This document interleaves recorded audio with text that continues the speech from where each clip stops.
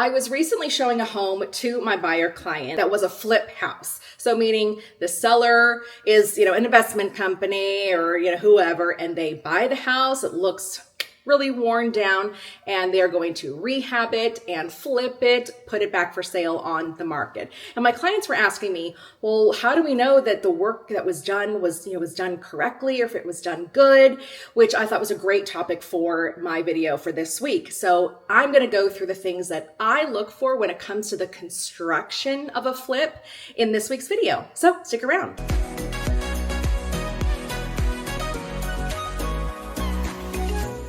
Hey everyone, my name is Danae Hewitt and I'm your go-to DFW realtor here in the Dallas-Fort Worth Metroplex. I've been helping people buy and sell homes since 2018.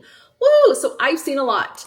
I've seen good construction, bad construction, and I've also helped people purchase new construction homes. And so I've seen the build process as it goes along. So I've got a pretty good eye when it comes to work and craftsmanship that was done really well by the contractors, and then work that was not done quite so well. So I'm going to go through the 8 things that I look for when I'm looking at the quality of the work that was done. So the first thing is paint. Was the house repainted? All right. So we want to make sure that if they needed to tape anything off, like tape things off like around the trim or around baseboards or around light covers, I'll get to that in a minute too.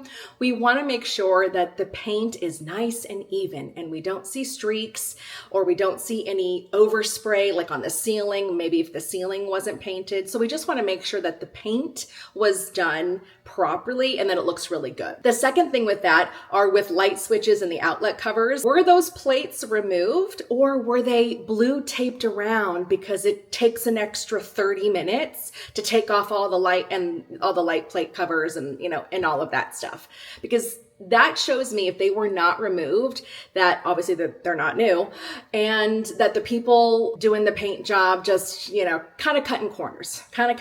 So we want to make sure that the paint is done well and that those light covers were removed because that's the right way to paint. Okay. The third thing when it comes to, painting and stuff like that are the baseboards and the trim. So if they're repainting, a lot of times when people are repainting, they're installing new baseboards. So that's the one thing that we want to look for. Are those new baseboards or are they the old baseboards that they've just painted over? So if they're the old baseboards and they're painted over, have they added wood filler just to make sure that we don't see any nail heads? Have they been painted over? I mean, did they pay attention to those baseboards? And also, did they pay attention to the trim?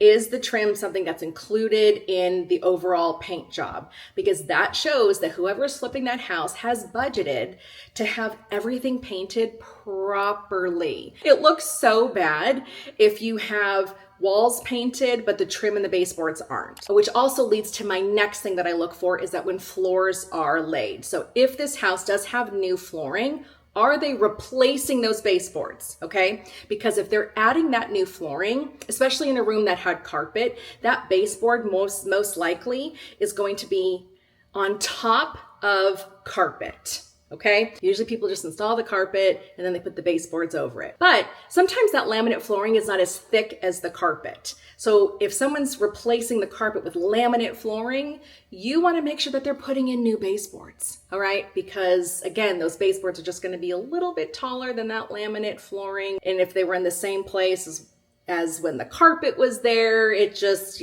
doesn't look good. So the right way to do all of it is to replace the flooring, replace the baseboards, make sure they are repainted and, and all of that stuff. Next thing I'm looking for are new appliances. So are they cutting corners when they're like redoing the kitchen and leaving the appliances that came with the house when they purchased it? Nothing looks better than a stainless steel kitchen, microwave, dishwasher, oven, or a vent or something like that. If that's all stainless steel and all looks really seamless, it's beautiful. But there are contractors and there are people that flip houses that maybe don't have it in their budget or something, and that's where they cut corners, is by leaving old appliances. And when all the stuff around looks new and then you've got these old appliances, not a good look. So that's definitely something that I'm looking for. The next thing is cabinets. All right. So if new cabinets and new drawers are installed now, and I'm talking about like even just the fronts, it doesn't have to be the boxes, the frames of the cabinets, but we're talking about the fronts. If those were newly installed, did they upgrade to a soft close hinge? All right. That's a nice little bonus right there. Soft close is when if I'm really mad at you and I want to slam the cabinet and it doesn't make the sound because it takes 5 seconds for the cabinet door to close. So your anger is not really taken out on that cabinet. Okay, I'm just joking.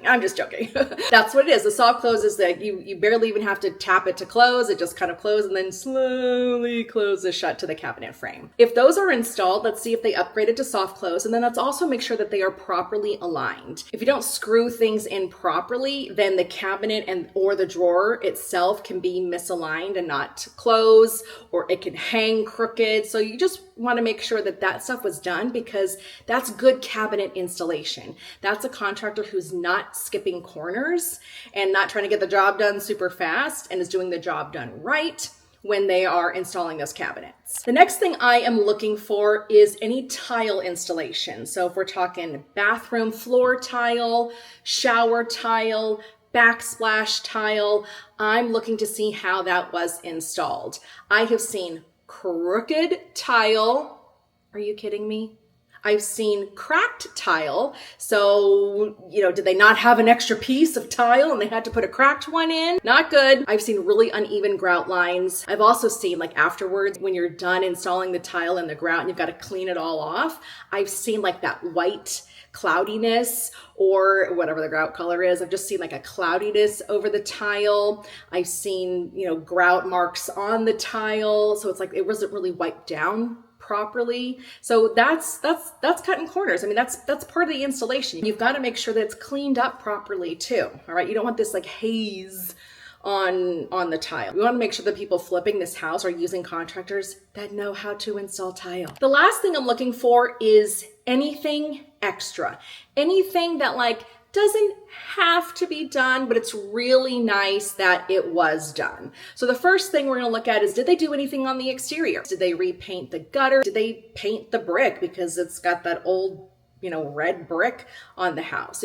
So did they do anything extra on the outside that you don't, maybe you don't have to do, but it really, really pops when it is done. Other extras that I've seen is like a really thin layer of concrete over the front stoop, over like the back patio concrete slab. Like if that concrete is kind of dirty and, not looking great, putting like a really thin layer of concrete over it really helps it look fresh and nice. When everything else looks nice inside and you're stepping into the house on a nice piece of concrete slab, or walking back in from the backyard, on a nice concrete slab, just really shows you that they took the time to put that little extra care in that, because you don't typically see that. The next thing is, how is that tile finished off? Meaning the tile's going to have an edge. Like let's say the backsplash, it's got an edge to it, and there's no cabinets there, or the refrigerator's not there, or something. How do they finish off that edge? Because it's going to be a raw cut edge with tile. All right. So you can finish that off with some Schluter trim. I don't know how to pronounce it, but it's a really thin piece of plastic that goes on the outside of that tile. And that plastic is not cheap. It's stupid expensive. I don't know, $20, depending on how big of the piece it is. But it's like, really? But it really makes it look really nice. That edge is kind of finished off properly. The other thing to do, which is kind of cutting corners, is you just kind of add a little bit of texture to the outside of that raw tile line. And you kind of build up the texture kind of like on the outside of it. And it's like, really just pay a little money and add the trim to make it look nice. Another extra thing that might be done is maybe they've added a feature wall, like a board and batten feature wall, or a chair rail in the house, or something like that, just to kind of give it a more modern feel. So if they kind of did something extra like that, it's nice. It just shows you that they know that this is what's going to help sell the house, because we're really seeing that in a lot of today's builds. But you also want to make sure that it's installed properly.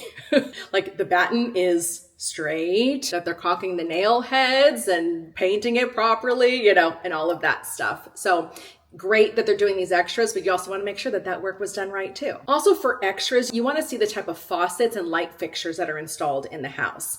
If they look like they are the bottom of the barrel, just purchased at Home Depot, super cheap, I can buy it in bulk kind of lighting or faucets, then it's like, wah, wah, wah. Doesn't look great. You definitely cut costs when it comes to light fixtures and faucets. So that's something I look for too, that whoever is flipping this house, that they're spending money on high quality fixtures that look good. That covers what I look for on the inside and the outside of the house when it comes to the cosmetic updates to a flipped house. So let me know if I missed anything. I would love to know in the comments below. And if you haven't done so already, check out this other video that I have for you.